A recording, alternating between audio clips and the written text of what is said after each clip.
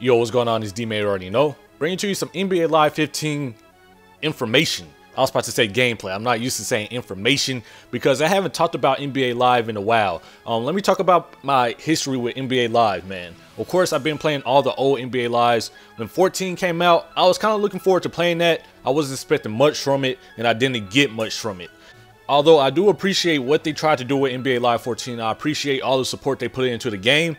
If you didn't see my reviews of NBA Live 14, I would check them out. I did one video talking about the good parts of NBA Live 14, and then I did a video of the bad parts of NBA Live 14. Of course, in my opinion, the negatives outweighed the positives of NBA Live 14, so I did not keep playing it.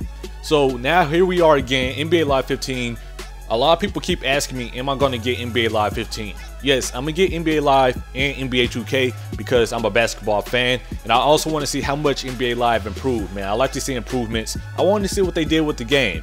So in this video, I'm going to talk about a few things that surfaced today from Sean O'Brien and a few other developers about NBA Live 15. So let's go ahead and jump into this. So let's start with the light work, presentation. In my negatives review, this is something I talked about. I did like the halftime show, and that's returning, man. Jalen Rose, he's going to do the halftime show. He's going to be doing his thing. But the one thing with the presentation I really didn't like was the commentary in NBA Live 14. In the commentary of NBA Live 14, there was just way too much dead air. But in NBA Live 15, supposedly they're fixing that. There's not going to be any dead air, awkward moments, as I would call them, because like I said, playing NBA Live 14, there would be moments where I just thought I turned the commentary off. It was just too quiet. So they're going to bring back a whole new presentation for NBA Live 15, which adds to the experience of a basketball game, of course. Another thing I want to talk about is game modes. Now, NBA Live 14, this is something I liked about them. They had a lot of game modes, man. They had Ultimate Team, Rising Stars, big moments, Dynasty, stuff like that. The stuff you expect in a basketball game. Of course, they're going to bring back those game modes. They're going to improve some. Ultimate Team now has an auction house, which is pretty dope. But they're not really going to put all their efforts into game modes. For example, they're not going to make Rising Stars mode like NBA 2K's My Career mode. They don't have any plans of putting cutscenes in that mode. So NBA Live has no intentions of really improving their game modes. So is this a good thing or a bad thing? For me, this is a good thing right now. For NBA Live 15, this is a good thing because they get to focus more on gameplay. Just gameplay is what I'm into. I like playing a legitimate basketball game. A lot of people get on NBA 2K, but if you want to think about it, on NBA 2K, the pros outweigh the cons. You heard me say this before. You've heard Shakedown say this before. But on NBA Live 14, I felt like the cons outweighed the pros.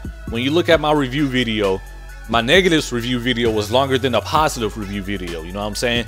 So that's just my opinions though. But NBA Live 15, let's go ahead and jump into this because they're making a few gameplay changes. First off, let's talk about controls. Now they're going to switch up their control scheme. They're going to have basic controls for people that's just now getting into NBA Live, which is something I can respect because there are casual basketball gamers and there's hardcore basketball gamers. But they're also going to have advanced controls for the people that's more into it. Probably people like me, I'll probably put it on advanced controls just to make sure I can do everything I want to do. Now, I didn't have a problem with NBA Live 14 controls. I actually liked them. But the fact that they're still touching them up, that's a good thing in my opinion. Another thing they're always talking about is animations. One thing that separates NBA 2K and NBA Live is the amount of animations, and I pointed this out in my negative reviews video. In NBA Live 14, there was a shortage of animations. I'm not talking about really extensive animations or anything like that. I'm just talking about simple things, blocking, rebounding, bumping. But apparently in NBA Live 15, they addressed these things and added a few more animations for us so it can actually feel like a basketball game. I'm definitely looking forward to that. Next, let's talk about dribbling. The dribbling in NBA Live 14 was pretty crisp to me. I liked it. It was smooth as butter. It was fun to just play around with. I spent most of my time on NBA Live 14 in the shoot around once they patched that in, just messing with the dribbling, seeing what I could do with it. And I love the dribbling on NBA Live 14. Apparently, they're going back to the NBA Live 10 style though. It'll still be freestyle controls, but it'd be kind of more direct, right and left to do crossovers instead of down and left or down and right to do crossovers, stuff like that. So I'm looking forward to the dribbling because bounce tech, it was nice in NBA Live 14. You know, I had fun with it. And plus, it's not that bad of an idea to go back to the NBA Live 10 style of basketball because to me, NBA Live 10 was one of the best NBA Lives. Now, the next improvement is a big improvement to me. In NBA Live 14, the defense was terrible. All somebody had to do was just run past you because there was no bumping or bust off a spin move, which they eventually patched that. They slowed down the spin move, but overall, the defense was bad in NBA Live 14. But in NBA Live 15, they're going to address this, man. They adjusted the short steps, and they want you to be able to stay in front of the ball handler with just the left stick, which sounds pretty attractive to me because I just struggle on defense on any game. Football, basketball, hockey, FIFA. So of course on NBA Live 14 I struggled on defense, but on NBA Live 15 they're gonna help people like me out, man. They're gonna help me stay in front of the ball handler, which is something I'm looking forward to. Now the last thing I want to talk about is play calling. When I first started playing NBA Live 14, the play calling, it was kind of confusing. It was kind of a struggle getting to what I wanted to get to, but once I got used to it, I got used to it.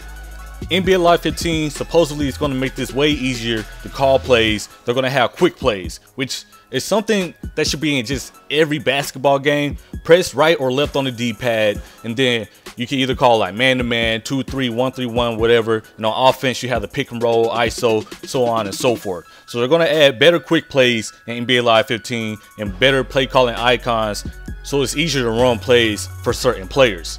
Now that's all I want to talk about in this video. If you want to read the full article, I'll link it down in the description below. You can check that out if you're an NBA Live head or if you're looking forward to NBA Live 15.